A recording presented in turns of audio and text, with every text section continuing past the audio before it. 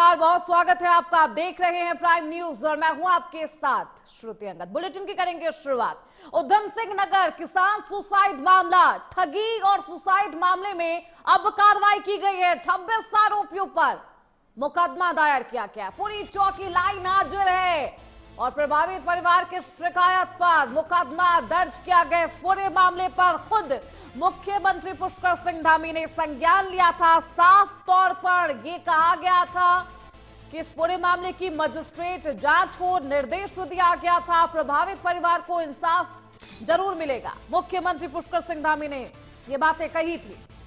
उधम सिंह नगर का ये पूरा मामला है। किसान ने सुसाइड किया है और इस पूरे मामले में आत्महत्या करने से पहले किसान की तरफ से एक वीडियो भी जारी किया जाता है। ये वीडियो सोशल मीडिया पर वायरल है। इस वीडियो में साफ तौर पर कहा गया है कि प्रशासन की तरफ से उसे मानसिक तौर पर परेशान किया जा रहा था, टॉर्चर किया जा रहा था और कुछ ऐसे नाम जिसके खिलाफ उन्होंने साफ तौर पर कहा है कि उसे परेशान भी किया जा रहा था, उसके साथ ठगी की गई। 26 आरोपियों पर मुकदमा दर्ज किया गया। तस्वीरें आपकी टीवी स्क्रीन पर देखिए किस तरीके से लोगों में आक्रोश है। किसान से ठगी और सुसाइड का ये पूरा मामला है। उधम सिंह नगर का ये पूरा मामला है। ऐसे में किसान नेता और तमाम जो किसान संगठन है वो एकजुट आपको नजर आ रहे होंगे। मुख्यमंत्री पुष्कर सिंह धामी खुद किसानों से बातचीत करते हैं। आला अधिकारियों को निर्देश दिया गया है कि इस पूरे मामले पर मजिस्ट्रेट जांच हो। किया गया है।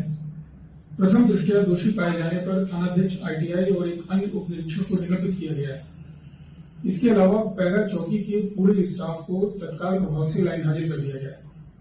साथ ही पीड़ित परिवार से प्राप्त तहरीर के आधार पर आईटीआई थाने में मुकदमा पंजीकृत किया गया है।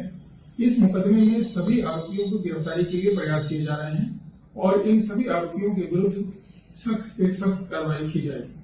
मामला था, हमारा किसान था सुखवंत सिंह, उनकी ज़मीन थी यहाँ पर लगभग 5-6 एकड़। ये कुछ टाइम पहले इन्होंने बेची ज़मीन, पुश्तैनी ज़मीन थी। उसका जो भी पैसा था लगभग बता रहे हैं 3 करोड़ 80 लाख के करीब। वो यहाँ के जो डीलर थे उनके चक्कर में फंस गया। फंसने के बाद वो पैसा उन्होंने जब्त कर लिया और ये दर दर की ठोकरें खाता रहा। सब अधिकारियों के पास भी गया, थाना चौकी सब जगह पर पहुँचा, लेकिन कोई भी बातचीत इनकी नहीं हुई। उसके बाद वीडियो हम सब ने देखा ही कि किस तरीके से उसने फिर सिस्टम पर सवालियत खड़े करते हुए अपनी जान की आहुति दी। क्यों अपराधियों का इतना साहस बढ़ रहा है? तो आज इस घटना से सब स्पष्ट होता है कि जो पुलिस प्रशासन है वो अपराधियों के साथ मिला हुआ है, इसीलिए लगातार अपराध बढ़ रहा है। हम तो सरकार से मांग करते हैं कि ये समय है एक नज़ीर पैदा करने का। जिन जिन अधिकारियों का नाम उस वीडियो में हमारे मृतक भाई ने लिया है, उनके खिलाफ तत्काल कार्रवाई होनी चाहिए। चाहे वो कितना भी बड़ा अधिकारी क्यों ना हो, उसके खिलाफ कार्रवाई होनी चाहिए। उन पे मुकदमा लिखा जाना चाहिए, उन्हें तत्काल सस्पेंड किया जाना चाहिए, ताकि भविष्य में कोई अधिकारी या कोई जो ठगी करने वाले लोग हैं ऐसी घटना को दोबारा अंजाम न दे सकें। इसलिए कठोर कार्रवाई होनी जरूरी है। देखिए, मैं फिर ये कह रहा हूँ कि किसी किसान की जान गई, जिसे हम अन्नदाता कहते हैं, और मैं एक किसान परिवार से हूँ, मैं किसान भी, इसलिए मैं उस पीड़ा को बहुत अच्छी तरह जानता हूँ। किसान कितनी मुश्किल से फसल पैदा करता है। उसने अपनी कोई ज़मीन बेच बाच के कहीं ज़मीन खरीदनी चाहिए अपने बच्चे के लिए, और अपना बच्चे का भविष्य हर एक कोई बनाना चाहता है, लेकिन कुछ ठगों ने उसके साथ ठगी करके उसका पैसा हड़पने का प्रयास किया और उसके लिए वो 4 महीने अधिकारियों के चक्कर काट रहा है। लेकिन 4 महीने में उसकी किसी एक व्यक्ति ने, मैं कह रहा हूँ कि किसी की संवेदना सबकी मर गई। और वो ऐसा नहीं है कि नेताओं पे नहीं गया होगा, जरूर गया होगा काशीपुर के नेताओं। क्या उनकी संवेदना खत्म हो गई? अगर उसकी सुन ली गई होती तो मैं समझता हूँ कि वो आज जीवित होता।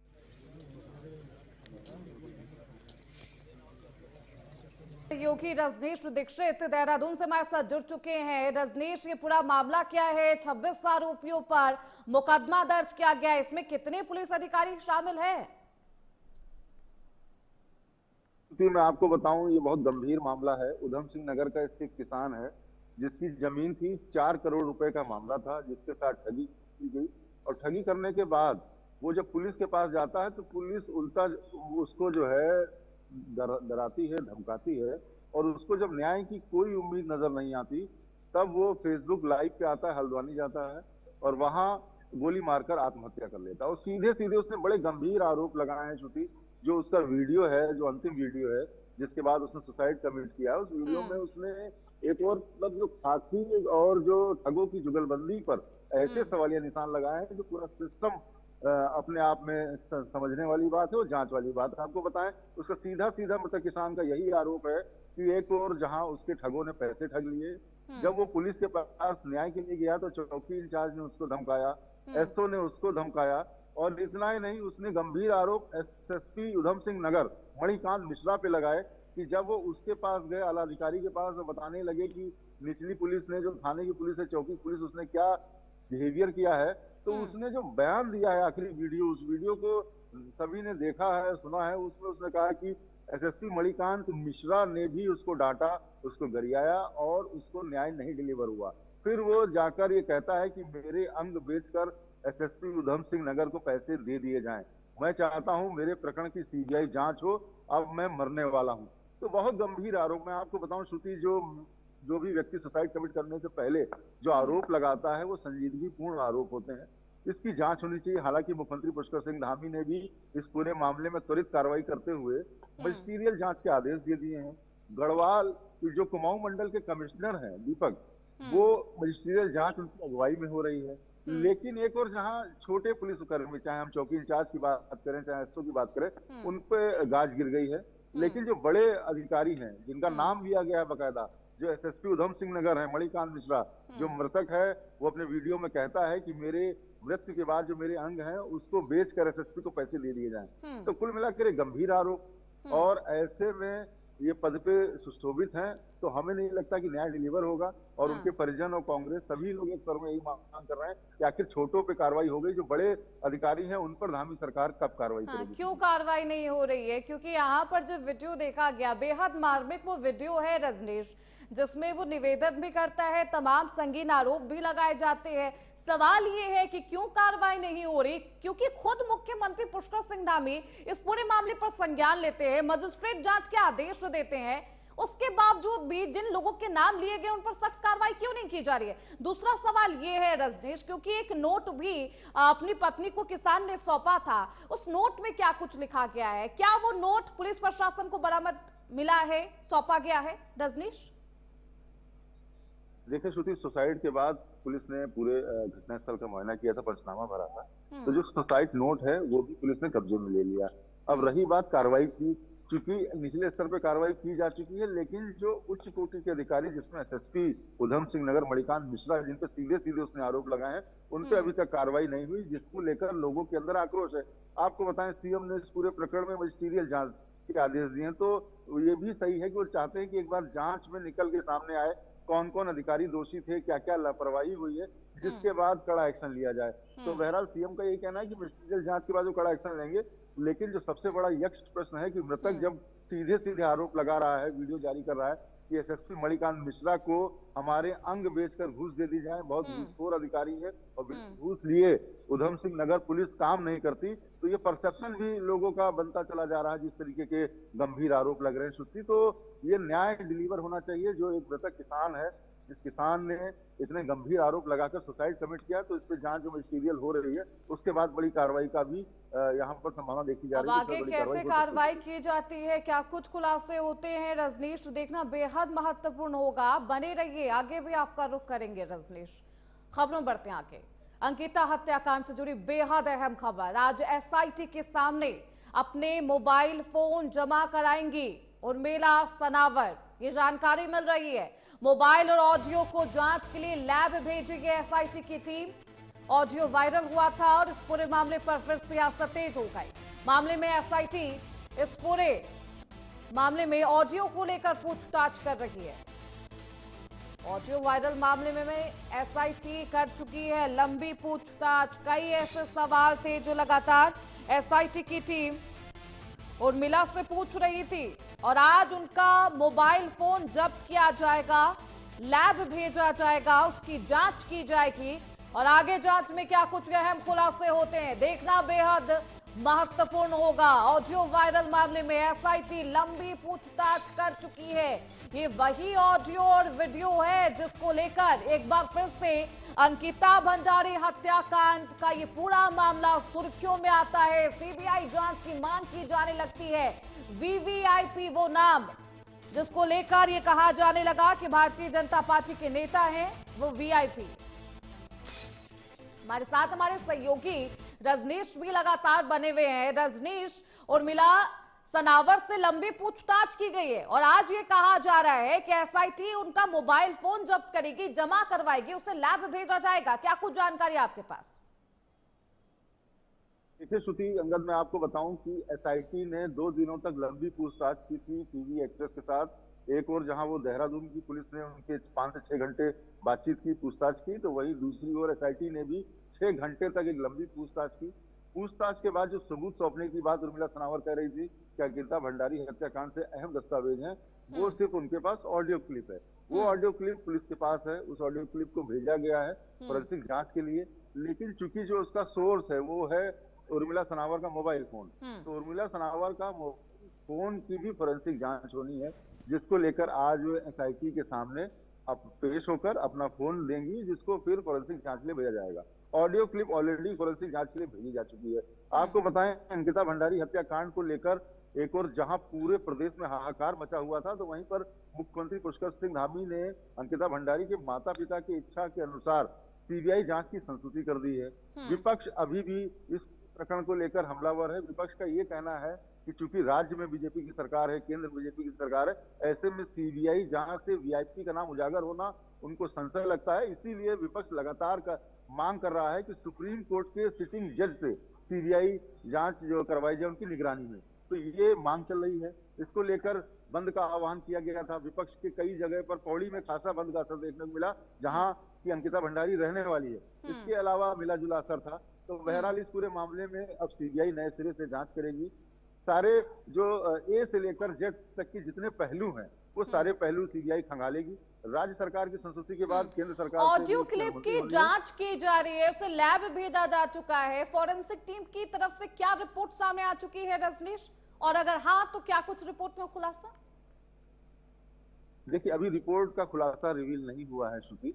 अभी क्या है, प्राइमा फेसी स्टेप्स फॉलो किए गए हैं जो होते हैं जनरली ऑडियो और सोशल मीडिया पर जो वायरल होने वाली क्लिप्स हैं, जो वैधानिक प्रारूप में कार्रवाई में लेने के पहले उनकी प्रामाणिकता जांची जाती है, जिसको लेकर फोरेंसिक लैब भेजा गया है।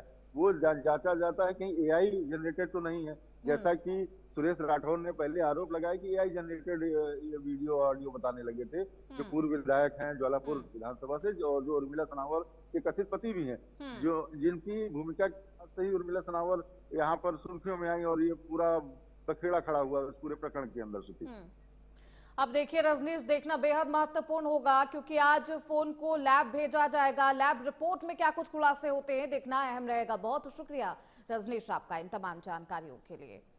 तो ये पूरा मामला जिस पर सियासी सरगर्मियां भी आपने देखी है, हालांकि अब सीबीआई एक नए सिरे से जांच करेगी। क्या कुछ अहम खुलासे होते हैं देखना बेहद दिलचस्प। खबरों बढ़ते आगे। देहरादून में महिलाओं पर विवादित टिप्पणी का ये पूरा मामला है। महिला कांग्रेस ने डालनवाला थाने में प्रदर्शन किया है।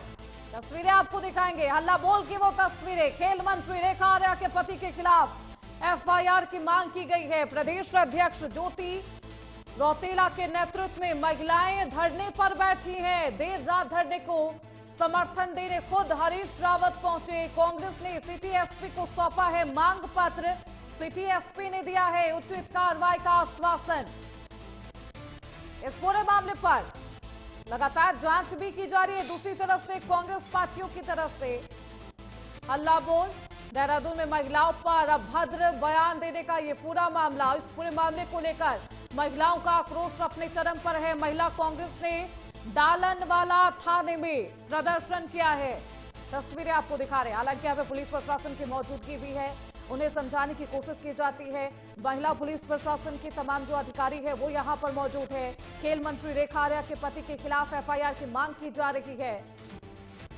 प्रदेश अध्यक्ष ज्योति रौतेला के नेतृत्व में महिलाएं धरने पर बैठी। देर रात धरने को समर्थन देने खुद हरीश रावत पहुंचते हैं। रेखा आर्या के पति ने एक बयान दिया था महिलाओं को लेकर और शादी को लेकर। कथित तौर पर उन्होंने बयान दिया था, हालांकि उन्होंने सफाई भी पेश की थी। उन्होंने साफ तौर पर कहा था उनका कहने का मतलब वो नहीं था जो निकाला जा रहा है। गलत तरीके से उनके शब्द को, उनके बयान को पेश किया जा रहा है। हालांकि उनके उस बयान के बाद लगातार सियासत तेज है और महिलाओं का आक्रोश अपने चरम पर। महिला कांग्रेस की तरफ से धरना प्रदर्शन किया गया है। थाने के बाहर की तस्वीरें आपको दिखा रहे हैं। महिला पुलिस अधिकारियों की भी यहां पर तैनाती की गई है।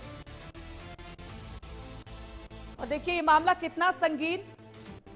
यहां पर खुद हरीश रावत पहुंचते हैं समर्थन देने के लिए।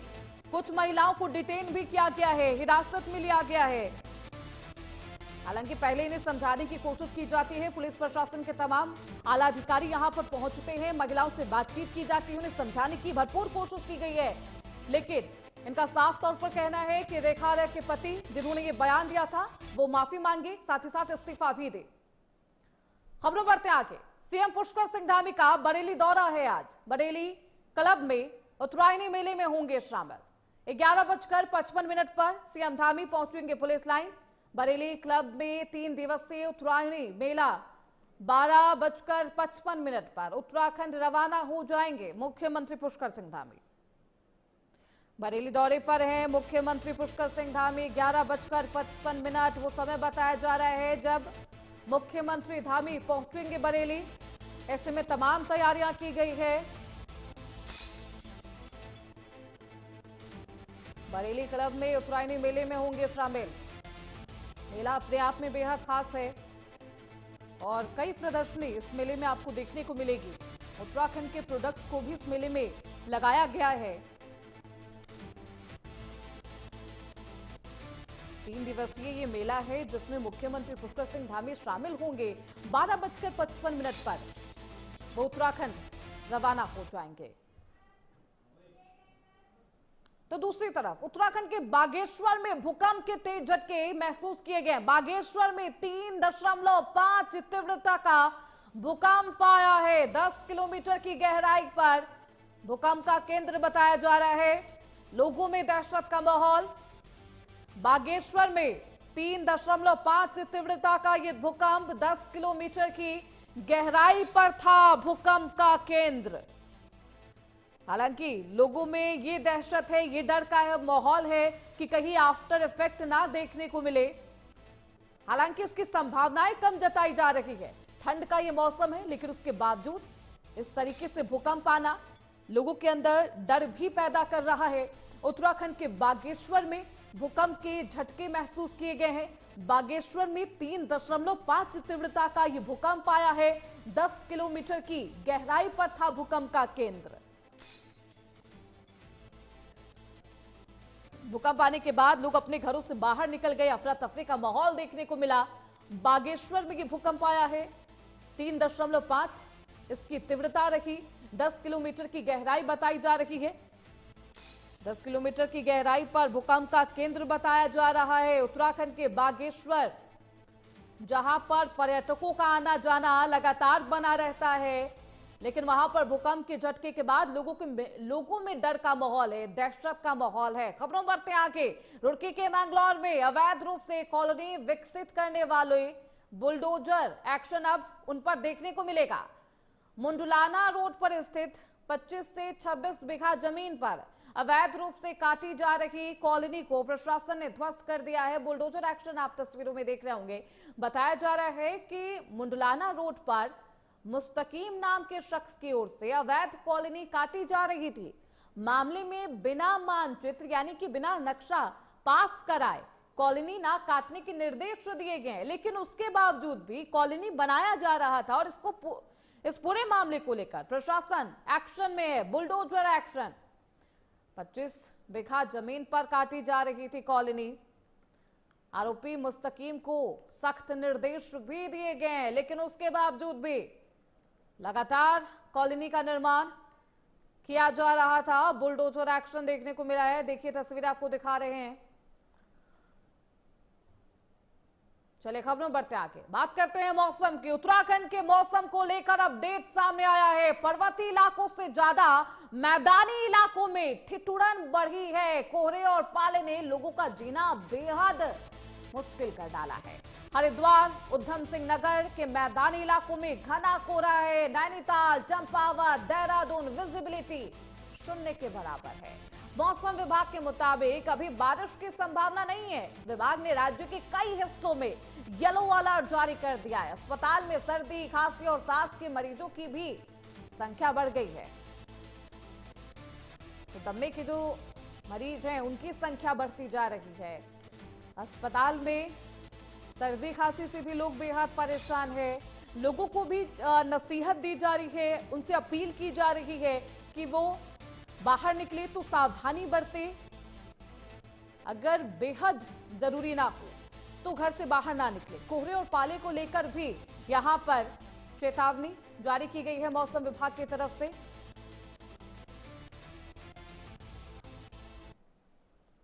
तो फिलहाल इसी के साथ इस बुलेटिन में बस इतना ही। खबरों का सिलसिला लगातार जारी है, आप देखते रहिए प्राइम न्यूज।